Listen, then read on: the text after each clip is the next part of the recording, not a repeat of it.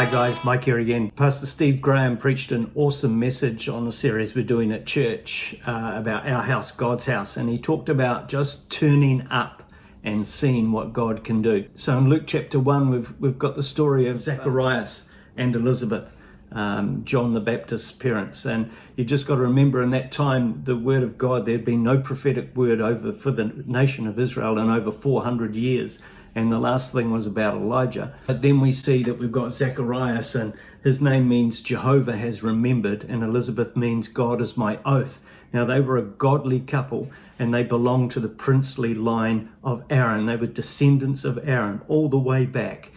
And in those days, in 1 Chronicles 24, you see that King David split the priests up. Yeah, they were divided into 24 groups, and they got to minister for 2 weeks at a time throughout the year.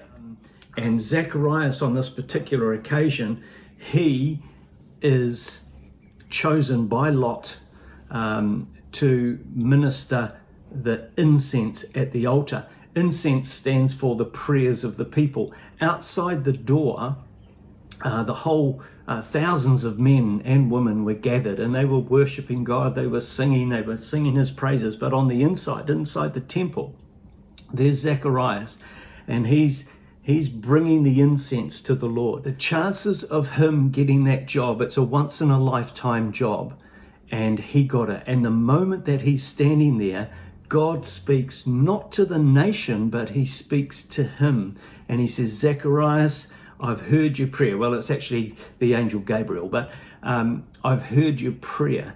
And it's like God cuts through the daily routine of our lives to speak directly to us. And that's what I want to encourage you in. You know, when Jesus called the disciples, they were mending fishing nets. He said, come follow me.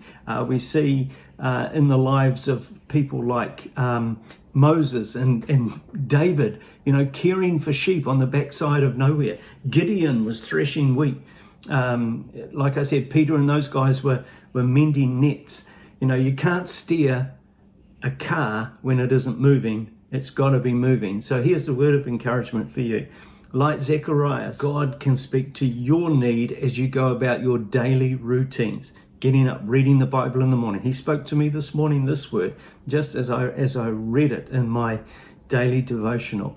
And here's something which I've never seen before.